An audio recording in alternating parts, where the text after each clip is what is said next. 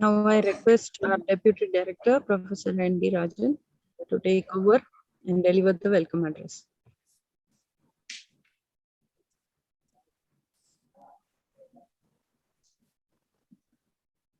Good morning to everybody assembled today for this program on inauguration of Social Audiology Cell.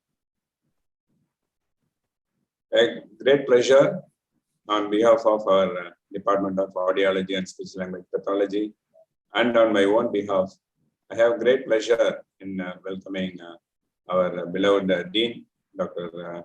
P.F. Kotur, and he has been very supportive in all our endeavors and guiding us to go forward always. So welcome you, sir, for this program.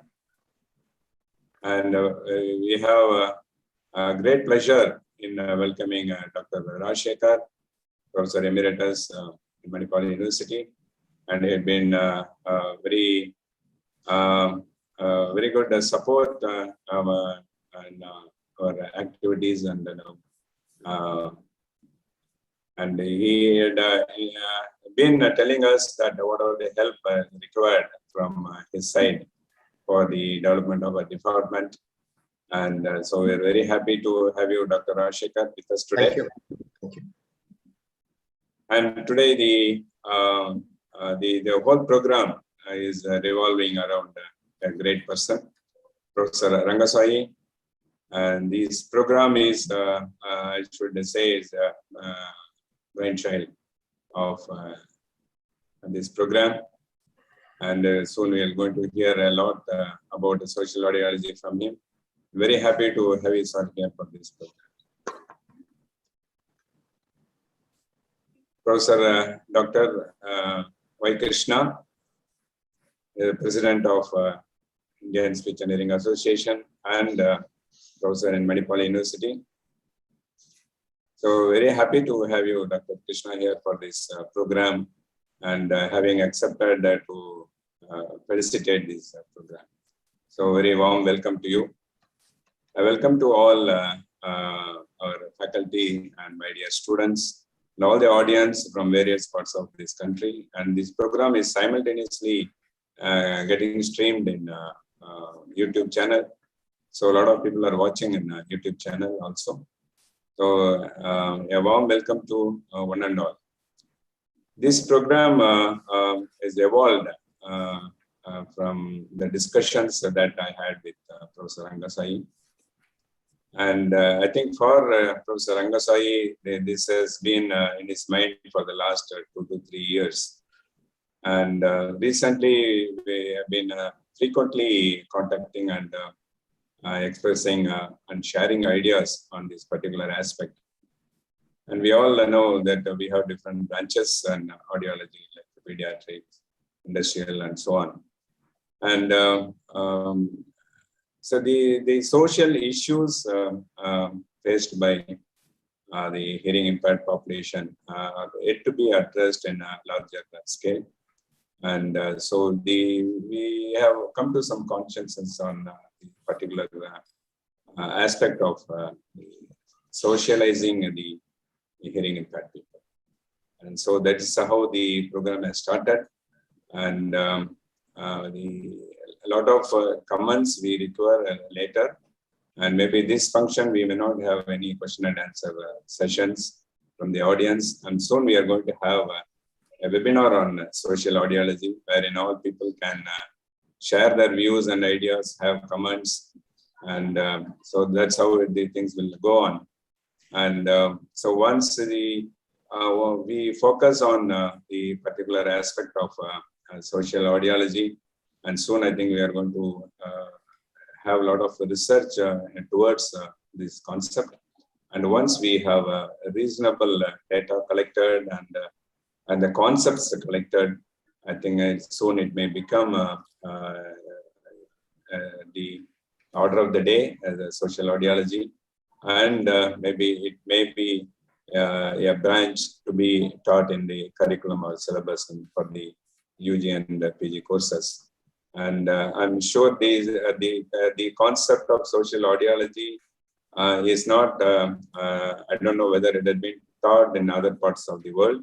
I think Professor Rangasai will be able to tell us his views, where he has been, he is the president of an international organization. So he has got a good contact with the counterparts in other countries. So he'll be able to say whether we are the first one to think on this line and to start the program. So I welcome you all for this wonderful program, and on behalf of the department and management and on my own behalf, I welcome you all again. Thank you.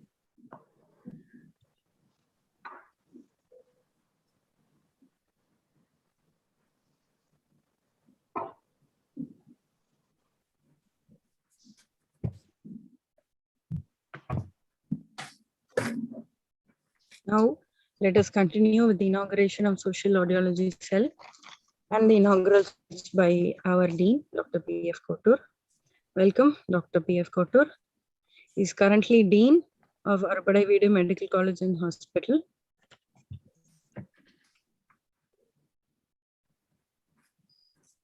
Yeah, thank you very much. I'm very happy to be a part of this wonderful function organized by Professor Rajan and his team. In fact, yesterday when we physically inaugurated the program, he introduced me to this world of social audiology. Then I tried to ask him what it is and all. Of course, he mentioned the name of the pioneer, Dr. Rangasai. It is his baby, or he has conceived this idea, it was told. But I'm in a habit of just Googling out some things which I hear for the first time, trying to know more about that. I try to Google out. And it was very difficult. There was nothing else available. There was one write-up I came from Professor Rangasai himself in 2017. That means he has conceived it long back, almost 5-6 years back. And I tried to read that. And what I understand is this clinical social audiology is an adjunct for the clinical audiology. This is what I understood, and some various opinions, etc., were there. So it's a wonderful thing that is something new, some new milestone. Well, now I hear, first let me welcome as head of this campus, head of this AVMC, all the eminent scholars and scientists, the academicians who are here. Professor Rangasai himself, first the former director of Aliyavar Jung National Institute of Mental Health and Disabilities, Mumbai. Then we have Dr. known to me, Professor Rajan, emeritus professor from Rajshekhar, Professor Rajshekhar from Nepal University. Then we have a president of the Indian Speech and Hearing Association, Dr. Krishna IC, and we have Dr. Narendran from Coimbatore, and I overheard Dr. Suresh, secretary. So I take this opportunity of welcoming each and every individual and all the participants here on this Zoom platform today for this wonderful or an important or an auspicious activity today. This Department of Audiology and Speech Language Pathology is a jewel in the crown of VMRF or AVMC here. It has its own unique characteristics, unique characteristics, unique attributes. And then if you step into the area, domain of the DASLP, you feel as if you are in some different world. That kind of environment Dr. Rajan has created over there. And he's a disciplinarian and a high academician, and a very good human being who has been nurturing this the Department of Audiology and Speech Language Pathology. And what the human service, what he has been doing for these focused disabled group of patients or human beings is certainly to be applauded with an open heart. There are not many people who have got such a passion of doing this wonderful job. And this, I already said, today is an auspicious day where we have entered, DASLP has entered, initiated a social audiology cell. And certainly well begun is a half done. I'm sure in the not a very long time, in the very short time, this cell will get developed, progress into a full-fledged department. Then we can think of offering some programs to start with certificate programs or fellowship programs, or even some specialized degree programs as well. That's what I'm sure Dr. Rajan must be having in his mind. He's a great visionary, and he starts working for that. So that's what is to be appreciated and learned by all of us. He doesn't just do anything. In fact, the other day we were thinking of starting clinical psychology under under the same roof. And we had a couple of interactions. He is a systematic man, and see to it that everything will be done properly. So I'm sure this social audiology cell will bloom into a full-fledged department in time. Once again, I take this opportunity of welcoming all these eminent personalities here in the audience. And of course, a special welcome to today's resource person, again, Professor Rangasai, who shall be sharing his original thoughts on this topic today for all of our benefit. Thank you once again. With these few words, I wish you all the best, Professor Rajan and the team and all the participants. Thank you, sir.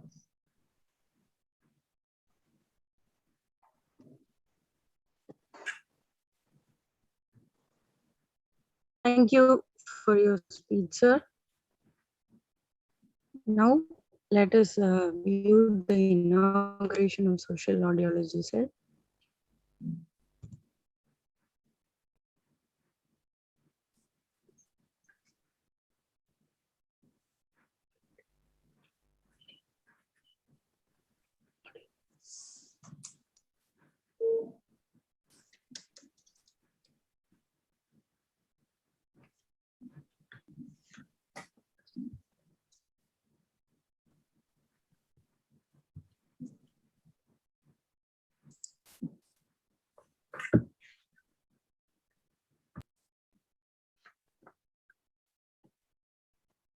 Now, I'd like to welcome Dr. B. Rajashekar for presidential address.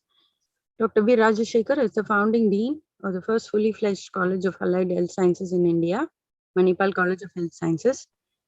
He was the longest serving dean of Manipal Academy of Higher Education on Institute of Eminence.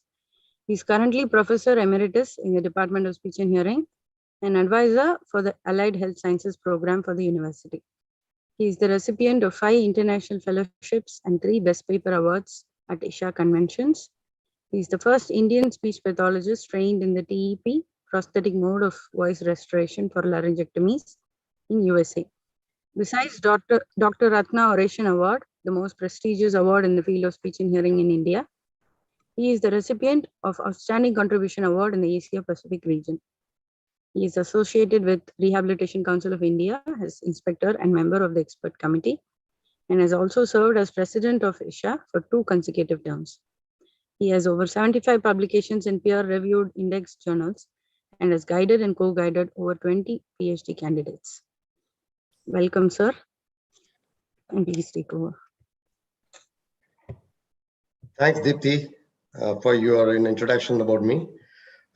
Respected Dr. Kotur, Dean of the Arupada IVD Medical College and Hospital, Professor Rangasai, the key resource person, and the most appropriate to deliver the keynote address, Dr. Y. Krishna Yaraguntla, President of the Indian Speech and Hearing Association, and my colleague at MAHE, is also currently the Associate Dean of our college, and Professor N.D. Rajan, Deputy Director of DASLP, AVMC, and hospital, and all the participants for this wonderful webinar.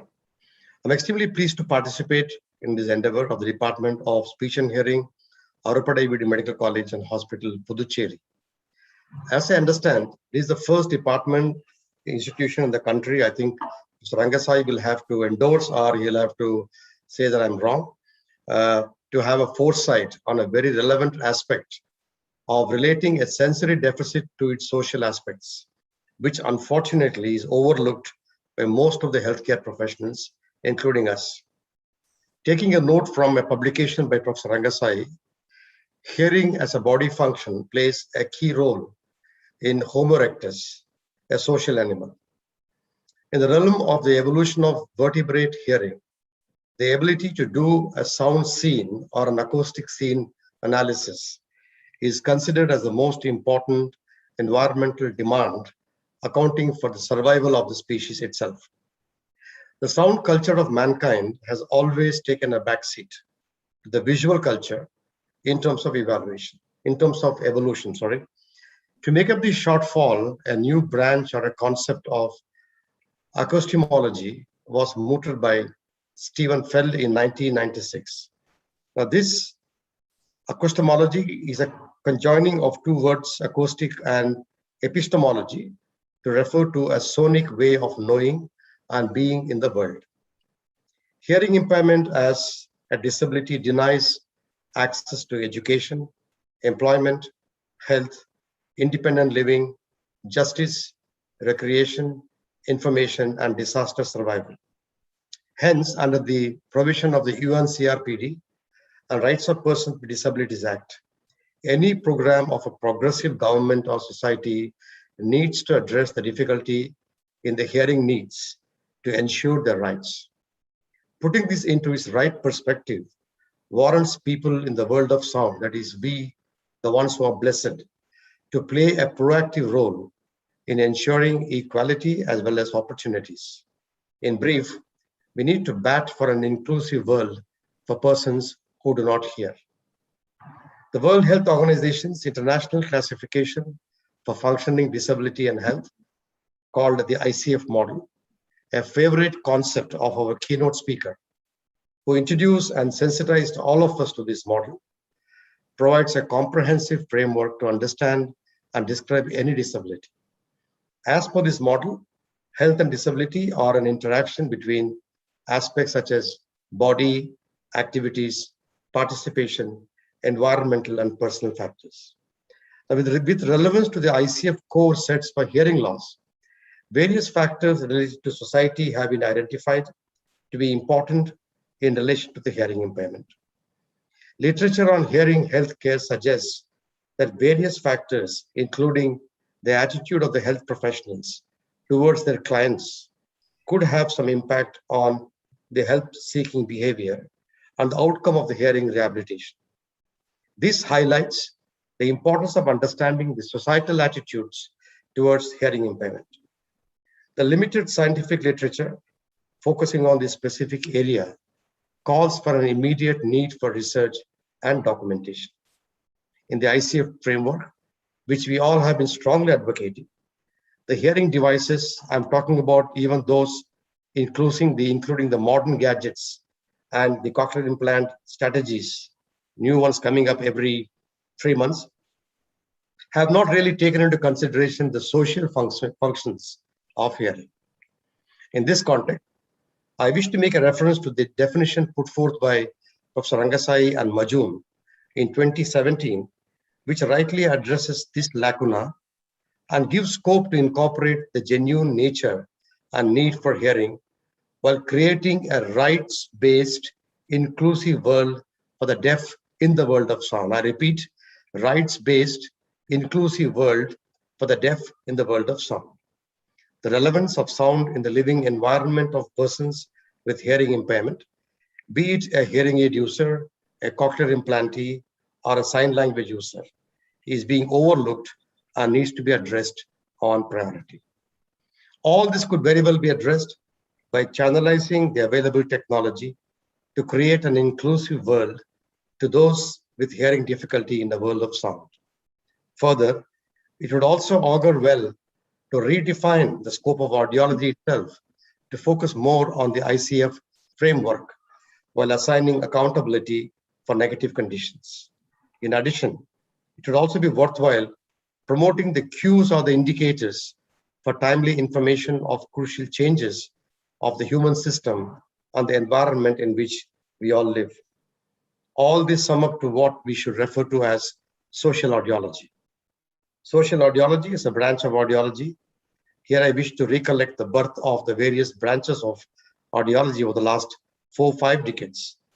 Educational audiology, rehab audiology, pediatric audiology, industrial audiology should encompass sound scene analysis, development of appropriate technologies, damage control measures to reduce the negative effects of hearing loss on one's personal life, and promoting environmental facilities and reducing barriers. Studies in the literature have focused very well on the negative consequences of the hearing loss, although there is emerging literature on the positive experiences of hearing loss as reported by the persons with the hearing loss and the significant others. According to the ICF framework, various environmental and personal factors can act as both barriers as well as facilitators in relation to health and disability. Therefore, it's important to understand the hearing disability and its consequences from a wider framework, wherein it captures positive, neutral, and negative aspects rather than solely the negative perspectives. I'm confident that the proposed cell of social audiology, the Department of Audiology and SLP at the School of AHS, Arupa David Medical College and Hospital, with Professor Rangasai and Professor N.D. Rajan as its mentors, will blaze new trails in our quest for better societal commitment in the area of hearing impairment. I wish to congratulate the department team in this venture and wish the cell a great future.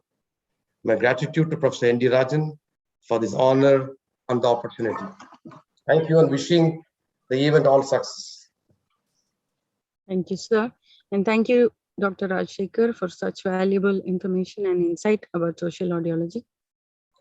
Now, I welcome Professor Rangasai to deliver the keynote address.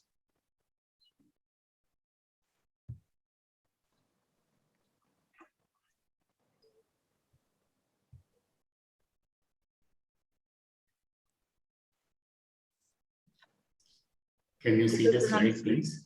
Yes, sir. Yeah, okay. Just a second, Professor Rangasai, and I think Deepthi wants to say some more. Yes, sir.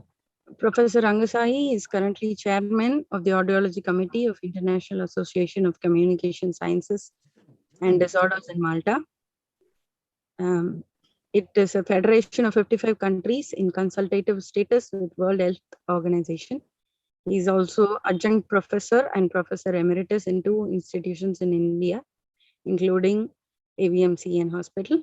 He served as technical director and professor at Dr. S.R. Chandrasekhar Institute of Speech and Hearing in Bangalore, ex-director and professor AYJ NIHH in Mumbai, and held additional charge as director of National Institute for the Orthopedically Handicapped, National Institute for the Mentally Handicapped, Composite Regional Center for Persons with Disabilities at Bhopal and Ahmedabad.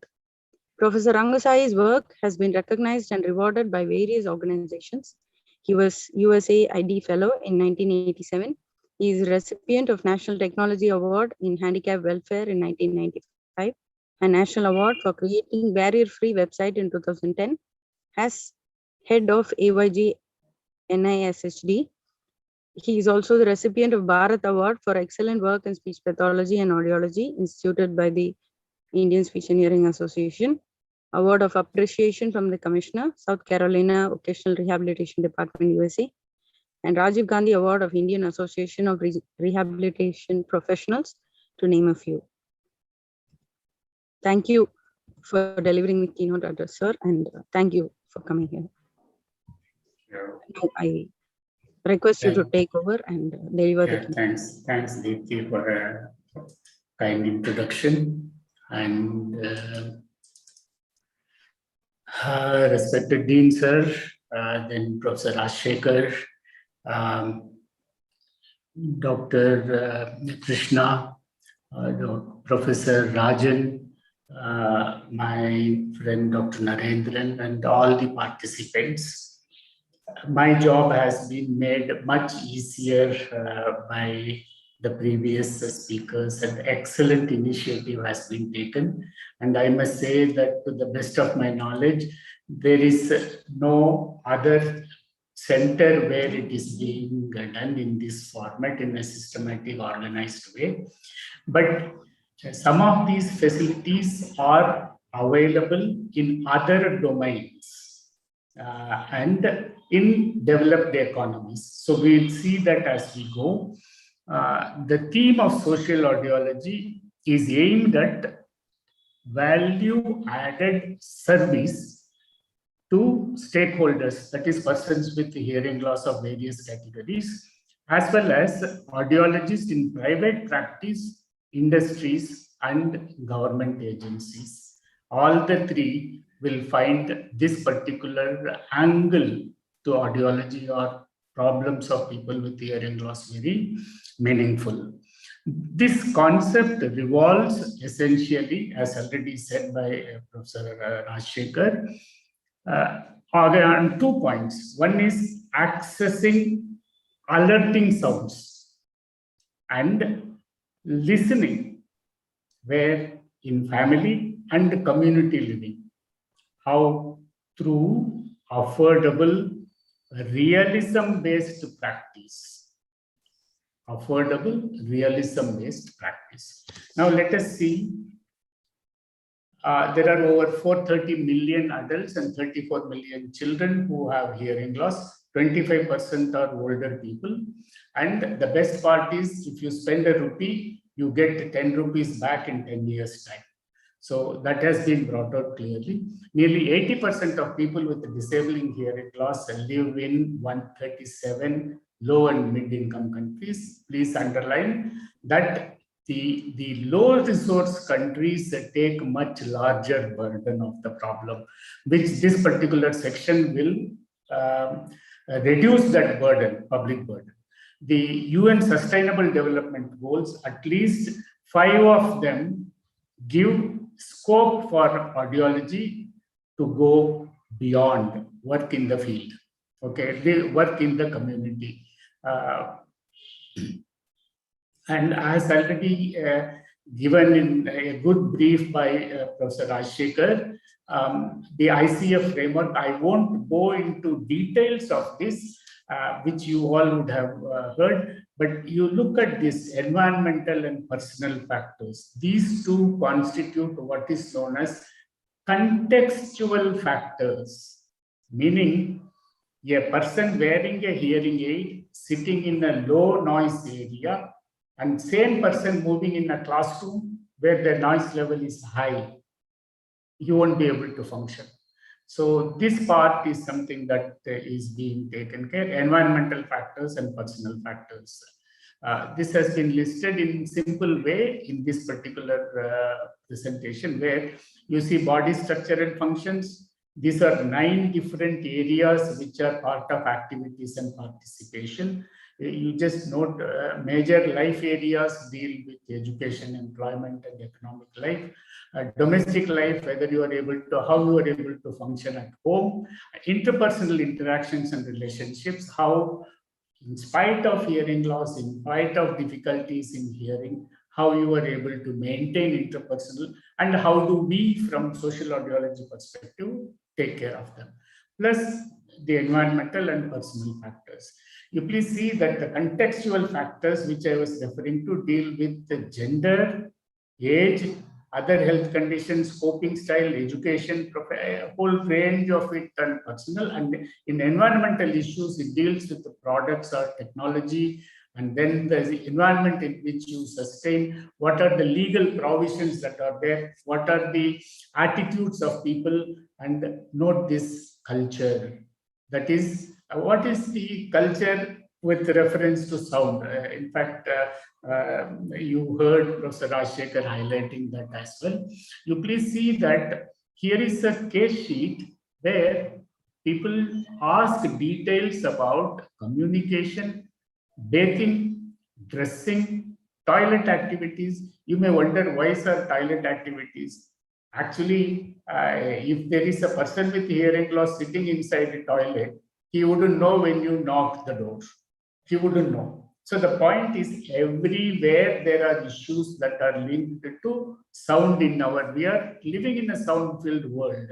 Eating makes a lot of difference there. Bladder, bowel, locomotion. See here, vocational performance, religious obligation, social obligations, mobility. Mobility, again, people think, why do you want to ask about mobility? In one of my recent queries with department that collect details of like census department, they only asked dependability for mobility with other persons with locomotor handicap or with visual handicap.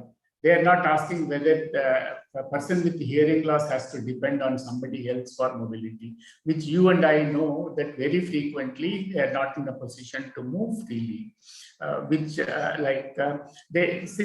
they are not able to talk, they have difficulty in accessing also. So the problem definition here is the relevance of sound in the living environment of persons wearing hearing aid, cochlear implant, or the deaf who use sign language for communication or have auditory processing disorder are being overlooked or undermined. This is the problem definition. Underline the relevance of sounds in the living environment is undermined. In many instances, knowledge in different branches of science are available, but they need to be converged systematically to fill the gaps. That is precisely where we are looking at the convergence of it. Here, please see that hearing is evolved through an evolution of well over 300 million years. This happens to be the first animal that heard through bone conduction. But then you look at the role of human hearing. Why do we need hearing? As already said, it's survival. Survival is the first function of. Then it gives you a herd instinct that you are not alone, you are part of a larger community, and it is an alerting signal as indicated by Pavlov. And the third is for the purposes of speech communication. We are essentially going to evolve around number 2 and number 3 point. More emphasis on number 2. You will also learn why is it number 2 more important. Speech is important, but nevertheless not at the cost of survival. Let us look at this traffic safety for deaf and hard of hearing persons, which is investigating road safety issues. This has been very nicely brought out in this particular study, where people with hearing loss and hard of hearing have larger difficulties in negotiating in traffic. So it is not uncommon for you to see, read about these things, road traffic accidents of persons who are deaf or hard of hearing. You can just Google a deaf woman hit by a vehicle in Hollywood, a deaf man dies stuck by a car in 2015 West Kensington. Hard of hearing woman dies in road traffic accident in Mysore, India. A hard of hearing man wearing 2 high-end hearing aids hit by, this happened in Bangalore airport. The guy pushing the trolley, he was shouting, he hit this guy, but he actually was wearing 2 high-end hearing aids. You know why. Actually, the programming is that our focus and emphasis is on listening, hearing speech, not on alerting sounds. This is something that I want to. In high percentage of road safety incidents involving deaf people, they fail to hear the external audible information. That was the main contributory factor. This is particularly apparent for deaf cyclists also in this particular study. Another situation involves inability to hear the sound of engine, whether it is running or not. How often have we not had a similar problem while driving a car? Whether the engine is on or whether it is off, you won't know. And without knowing that, it is the sound which is very important here. And the traffic sounds and cycling safety has also been addressed in this particular study, where the electric cars and the quietening earbuds or earmuffs. electric cars, for example, now they're talking about introducing Tesla. Tesla has always, it's a low noise sound. But then in our tropical climate, in our country, we have heard the noise and then we have understood that what sound is coming. Can you imagine walking alone on the road? When you walk alone on the road, I tend to walk on the right side of the road, not on the left side. Right side, if I walk, I see the vehicles coming in front. If you walk on the left side of the road, the vehicle coming from behind are more threatening, even though you could be hearing that. The point is, safety part is very important, but you please see that the heart-stopping experience that happened where a train hit this lady wearing a hearable earphone. She, in fact, it happened in 2021 January this year, where hearables are prescribed and used by people, but they do not allow you to hear. This is the effect of not hearing.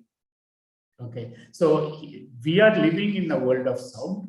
In the world of sound, we have to be hearing sound, and we have to facilitate people who need to hear sound as a signal. Like, look at this work of Journal of Visual Impairment in 2011 that talks about non-visual cues that are required for street crossing.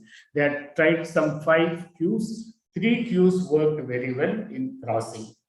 The revised audible beaconing features resulted in improved performance.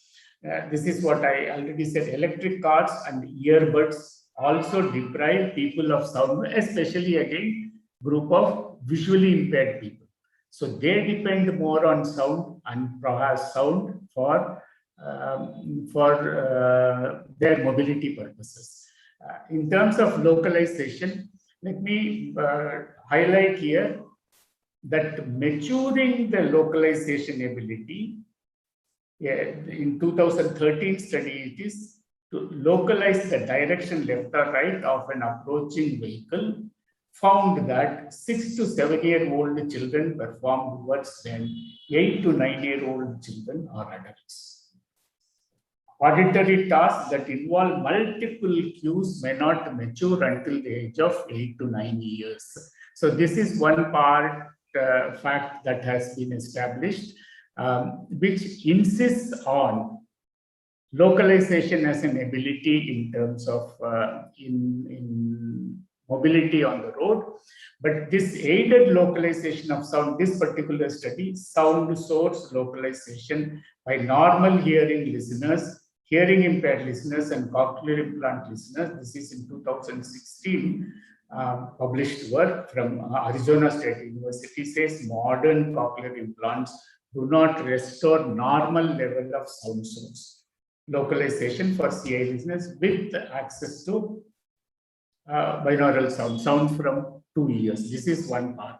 The second part is that this study in 2019 published in JASA says that limited abilities to localize sound sources and the reduced spatial hearing capability remain a large unsolved issue of hearing devices. This is from University of Oldenburg, Germany.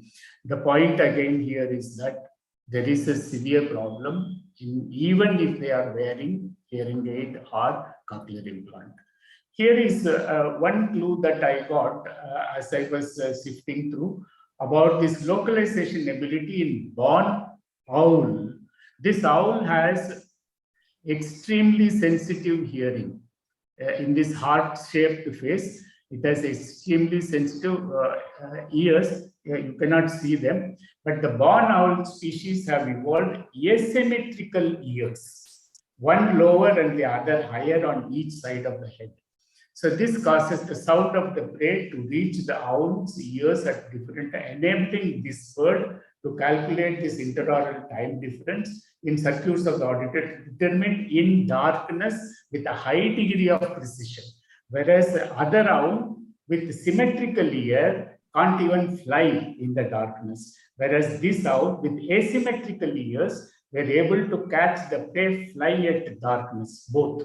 So The neuroanatomy of the auditory pathway is similar in both symmetrical and asymmetrical eared owls. The point is, can we look at some of these, learn from some of these nature-based resources to facilitate a better living standard for people with hearing loss? Here, haptic sound localization. Haptic essentially is proprioceptive and tactile. Whether such clues can be used is another study that came in 2020. The underlying point is whether you are an implantee or a hearing aid user, you are not too sure of localizing. And how safe are we in letting them independently move around? This question lingers. Here is a study where people who are blind use their hearing for, they use what is called sound shadow effect, which we are all aware, but pinna shadow effect and echolocation also they use. Can you believe that the bats we know have echolocation, but some blind people who are trained also can do echolocation. As they enter a room, they send in smacks. And how much comes back, based on that, they know what are all things there in that room. So how many people are there? Is it empty or not? Everything they know on echolocation. Like what I'm trying to say here is training in auditory echolocation is as important as auditory verbal therapy. So this is what I'm trying to understand. So one will have to look at this echolocation as an additional feature that we could train blind people, especially in survival skills. The other point is now we have done with the traffic and the localization part. What we are looking at is in community living, in social living, deaf and hard of hearing people are unaware of loud bodily sounds like belching in public places can be heard and can be annoying. This roughly 20 to 25% of people who are deaf, men and women, they are not aware of that their bodily sounds are heard by others. They don't know that part at all. Japanese tourism department has banned public from belching or flatulence in public places. This is banned. Okay. The point that I wish to highlight here is that if you don't hear, you not only are, you can also be entering into embarrassing situations. If you want to be included in the community, we damn well have to train them in the etiquettes that are called for in community living. Acoustomology was already said, I'm not going to touch much about it, but the point is sonic way of knowing and being in the world, which I think is very important. Like Harappa and Mohenjo-daro, we knew by seeing how people lived. Do we know how people lived by way of sound? Forget, even at that time also we don't know. And today also we do not know what are the dynamics of sound generation of pleasant, unpleasant, safe, accident related, and the community needs. These are not known to us even today, which in my opinion has to be the concepts in acoustomology need to be imbibed in understanding the problems of people with the difficulty in hearing. So acoustomology, I'm seeing it as a potential field with which we could be drawing more source of energy. The another field is called soundscape ecology. You please see that the human activity policies, economic value, then the landscape structure, then natural sounds are the sounds generated by different species, then by the man-made sounds, and then the geophysical sounds, which could be anything related to rain, it could also be related to volcano. So the whole point here is this particular specialty is a branch of architecture. Okay, they are started looking at houses with the congenial atmosphere from sound. But then we have lot again here as audiologists to corroborate and build on in making. We'll go through how it can be done. The conceptual frame of sound ecology is based on the causes of consequence of biological, which I said, which is called biophone, geophysical or geophony, and human-produced or anthrophony sounds. So this is what essentially constitutes our soundscape ecology. The soundscape, I have put here this picture of a volcano, because you know in Spain there has been a volcano for several months now, which you all have seen in TV. Tell me how many persons with hearing loss or using hearing aid or could escape this situation without difficulty. So this needs to be studied, which also is one of the focus areas.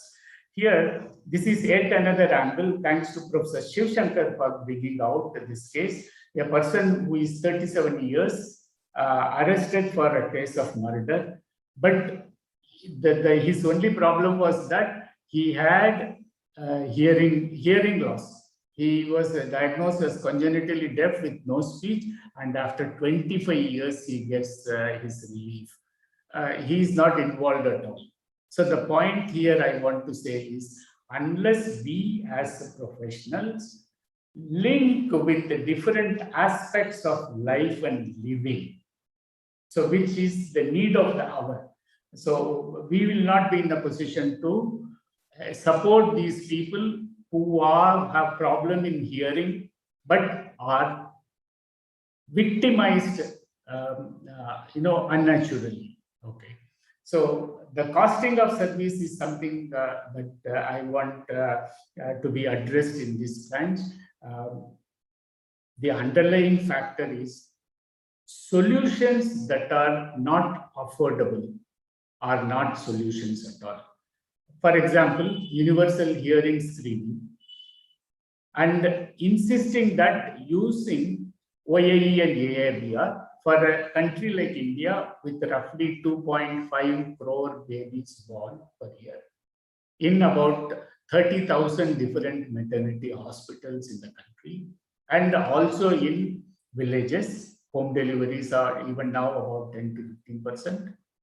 So how is that going to be possible? So it is possible in developed economies, but in resource-constrained economies, one need to think at economics as a way. Unless we think in those ways, I mean, if you are a head of a family, how do you think? The moment now Diwali is coming, when you sit for Diwali purchase, how do you budget?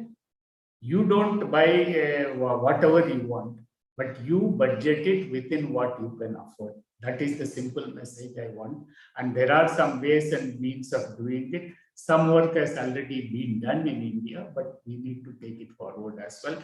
That only calls for that we need to link in social audiology with the economies. Minus this input, we are not giving any solution to anybody. Then public education in university. These are excellent studies by Nora Gross in Yale University, and which we had imbibed when I was working in AYJ. The point is that you have to provide information to people with the special needs in accessible format. There is nobody who is going to talk about it. And in our context, it has to be, you have to make sure that the person with hearing loss has understood what you are saying. Either be it wearing hearing aid or cochlear implant or anything. And or a person with visual problem, a person who is cognitive deficit, a person with autism, for all of them, it is our responsibility to make sure that they hear. So therefore, and this is a group again left out. It has never been our focus area at all. Then quickly going through this alternate sound generating technology, I won't say much about it. The main boon in audiology, you are not able to reach people because you are stuck with the sound treated room. That is the basic premise. this work done in Singapore by our good friend William Hall Martin. He has just used these insert receiver and these earphones, muffs. So, which has provided him with excellent. This shows how you must insert the ear tip. What is the depth to which you must go? Got to how to measure the ambient level using a small app, and bone conduction to be calibrated to overcome occlusion effect. All know-how is available. But the point is that today, if we can use this up to 50 dB noise level, environmental noise level, you don't need a booth at all for testing. It is simply revolutionizing, taking our services to a common man wherever. I know typically in Indian villages, the noise level is somewhere around 35 dB in a rural area. So therefore, and this study also shows both in air conduction and in bone conduction, in this method, hardly there is 0.2 dB difference. Now, let us look at this strategy for service delivery is very important. If you want to reach the community and people at different families, I still remember in Mumbai, we had Professor Shah was running a program to reach out to houses. People, itinerary speech therapy services, audiological services, people went to the houses of people. The specialists went and then they provided services. This is possible in urban area, where most people live in rural area. The technology, techniques, and manpower training means have to reach people. If it has to reach people, we have to devise in a way, not simply imported from other countries. As I already said, facilities or provisions that are not affordable are no solutions at all. So there are other issues also like night hearing. Kritika, my student, she did focus on need to hear at bedtime, whether at home or elsewhere. Accountability for consequences of not hearing. Who will take? You fit a person with hearing aid and then the person goes and is hit by a vehicle on the road. Who is accountable for it? So there has to be, I mean, audiologist I see as a responsible professional. Bare minimum, we should give them a handout. Okay, take care of this. You are not accountable, but in creating awareness. So we'll see how else it can go. Universal hearing screening, hearing aid for persons with visual impairment who may have unilateral hearing loss. And the worst is esophageal speakers with hearing loss will not benefit from the current hearing aids. Okay, because the frequency response is different. For speech, I will compare to esophageal, which Professor Raja will know very well. So based on this, ICF 2001 and 2006, UNCRPD, Universal Health Coverage of 2012, Ayushman Bharat of 2018, Sustainable Development Goals of 2015, RPD Act of 2016, community-based inclusive development in 2020. All these are bringing in the need for, our take on this situation is that societal needs changed, but our discipline did not respond to these changes. So this is precisely why we are expanding the discipline is need of the hour through new initiatives, either retrieve or encroach upon areas currently researching. Many studies that I quoted are all done in different group of engineering facilities, but it is time that they talk about hearing. In fact, it is time that we ally with them, we join, collaborate with them. And the encroaching, like in some of the areas like acousticology as well as soundscape ecology, we need to encroach some of their concepts and principles and then bring in to strengthen our discipline and our requirement. The encroaching is not unethical encroaching. Encroaching is for genuine purposes of creating an inclusive society upon currently research. Why? Because parallel advancements from different disciplines need to be aligned in creating inclusive world for persons with difficulty in hearing and listening. So also for generations, the field of audiology has remained in silos. Essentially, we look at clinical practice. You talk to anybody, they'll only talk about clinical audiology and nothing beyond that. So till ICF, which is a biopsychosocial framework, is proposed and being expanded by WHO. This part, the NIH study, creation of new knowledge is pertinent to long-term professional and programmatic changes.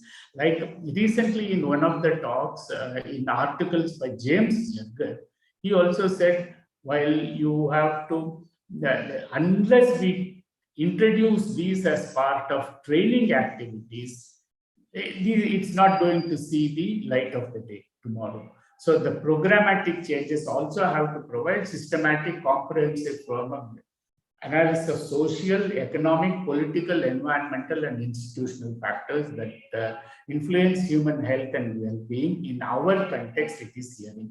Please see that this suggested reading, hearing healthcare services, improving access and quality. So this is, I have given here. The implications are challenging for training a new generation of individuals with a broad integrative view of health.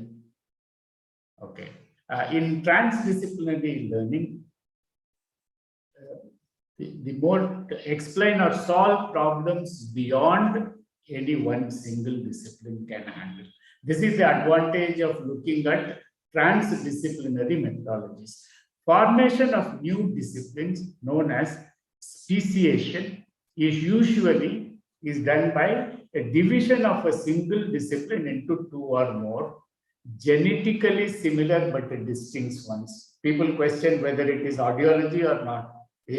How is it? So, unless you are an audiologist, you cannot talk about social audiology at all. So, thus, if you look at social audiology, is study of sound scene. Remember what are 2 points I said to begin with, and making sound clues accessible individually, collectively, to resolve issues relating to not hearing sound, alerts as well as speech, with or without amplification devices in family and community living environment. It is an open-ended concept, generative then descriptive, and through following realism-based practice. This is a new concept that is being put forward. It is not where realism is thinking and acting based on facts, what is possible. It is not evidence-based practice where many times you are not able to implement what the evidence-based practices show. So therefore, we need to look at what is implementable as a solution. The scope of social audiology includes but not limited to study of sound scene, that is alerting sound, its audibility and response of people exposed to it, for example, in bus stand. Similarly, and the guiding and development of appropriate technologies to the heterogeneous group of people who are denied of sound clues through need and gap analysis. Like example is public announcement, public convenience, noisy inclusive classroom, communicating in workplace. In these places, how these things can reach in the community. So then damage control measures to reduce impact of hearing loss on through hearing technology at bedtime, bullying control, interpersonal issues that are evolving out of not hearing. I haven't talked about the interpersonal issue that has evolved, but truly when a deaf girl married a hearing person, she was producing grunts whenever he touched him. So the sound was heard outside and he was very embarrassed in marrying in that situation. So when the case came, when they reported to me, I had arranged somebody to explain to the girl how to behave. So that saved the marriage. The point is not hearing.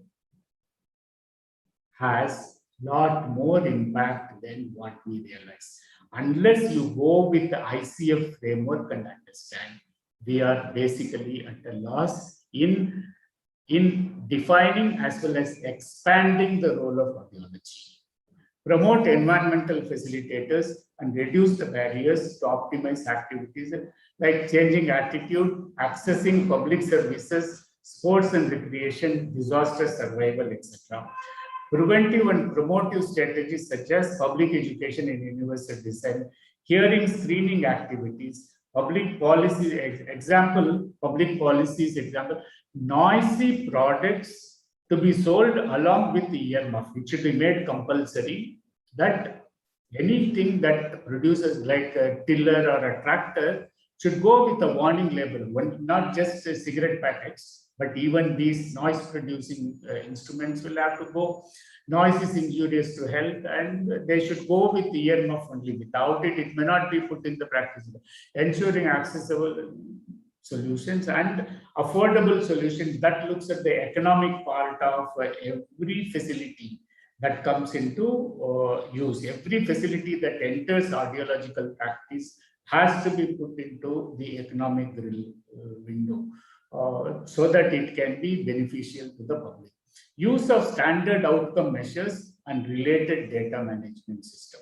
All these are what and are part of scope of audiology. But I know that you all, with your own experiences, with your own understanding, will be able to create it towards a meaningful end.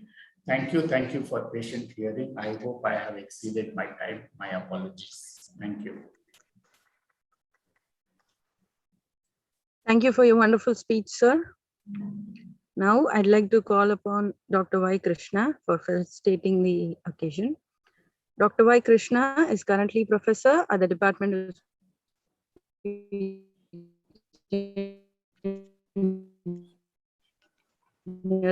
Manipal College of Health Professionals.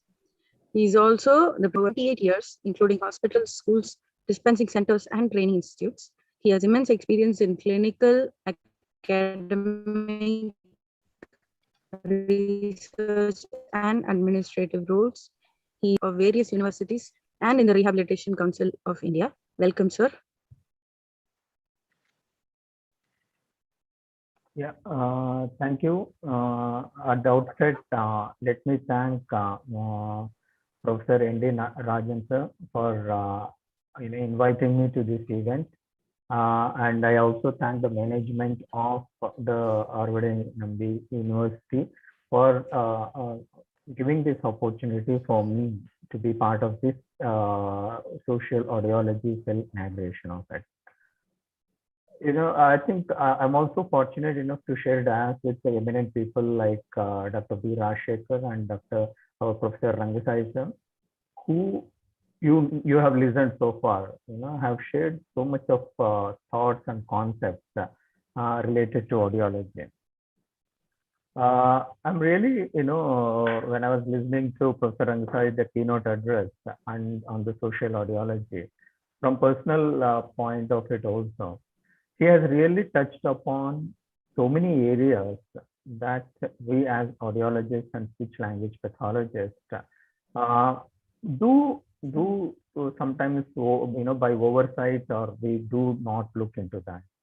Probably it may not be wrong if I say we look only from a very narrow perspective of being very medical, very professional, only just making them to be better hearing or better speaking part of it. I think this is a time the cell, the activities from the cell should be in such a way that we widen our horizon. He pointed out, sir also has pointed out one thing, the encroachment of the thing. Probably I would look at it this way also. Probably I think it's a need of our for a very, very, very important aspect of it is the interprofessional and interdisciplinary education and research. Most of the time, we have been working so far in silos. We work we work under the same roof. We work with the ENTs, we work with all the people. Okay. But we work in silos, doing our work, saying that we are good and things. But I think this looks like, it's a call for us to widen our horizon, work in an interprofessional and interdisciplinary perspective, and collaborate and see the client, the patient at the center. Now, as many issues which Sir has pointed out, if we had kept him as a center, his difficulties as a priority, then our outlook would have been different. So far, our priorities have been only in terms of making here better. That's not just. We need to make him to be a fully functional or a better, function better in the society in which we are living with, in the sound society that we are living with. I think, and also, there's one more concept which Sir had touched upon was on visually impaired one on training on the echo aspect of it. This reminds me of our, one of the PhD study done under my guidance with Dr. Ajju, where we have done on a hearing impairment. We were wondering, in these individuals, there's a lot of maturation happened in the occipital lobe, which is meant for the vision center. And we were wondering, and also happening in the temporal lobe also, maturation happening.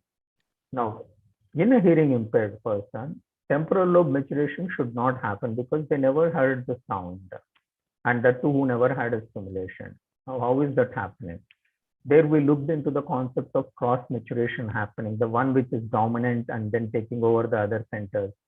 Probably, I think in the visually impaired one, in their occipital lobe, their main vision center is less functioning.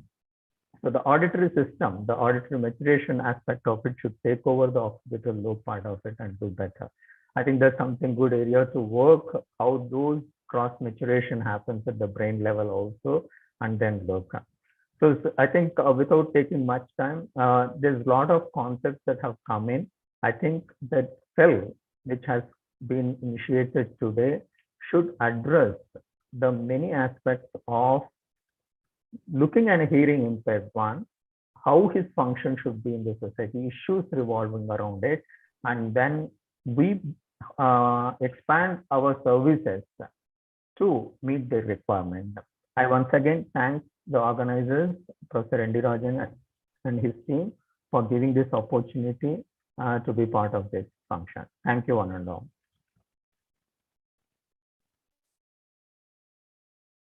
Thank you, sir, for your speech.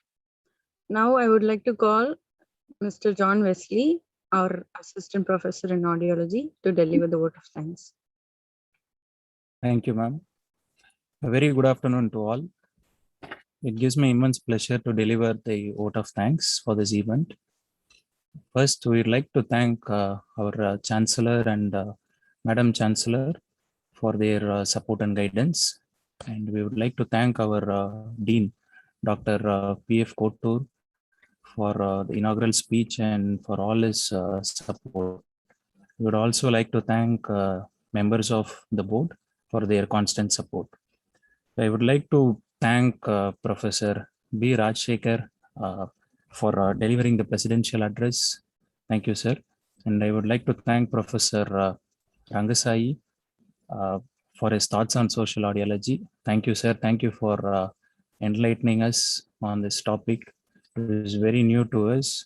And you explained about our roles and responsibilities as an audiologist. And thank you, sir. Yeah. And I would like to thank Dr. Krishna for felicitating this occasion. Our sincere thanks to our Deputy Director, Professor N.D. Rajan, for his guidance and support. Thank you, sir. And I would like to thank all the teaching and non-teaching faculties of our department and all our dear students. And a special thanks to Ms. Deepthi and Mr. Ramana Kumar for coordinating this webinar. And I would like to thank all the participants who participated in this webinar. Thank you all. Thank you and have a great day.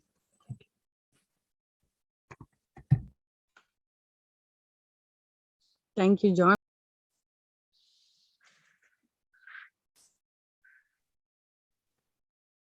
So thank you, Dr. Rangasai, from my personal thanks to you and Rajshekhar and Y.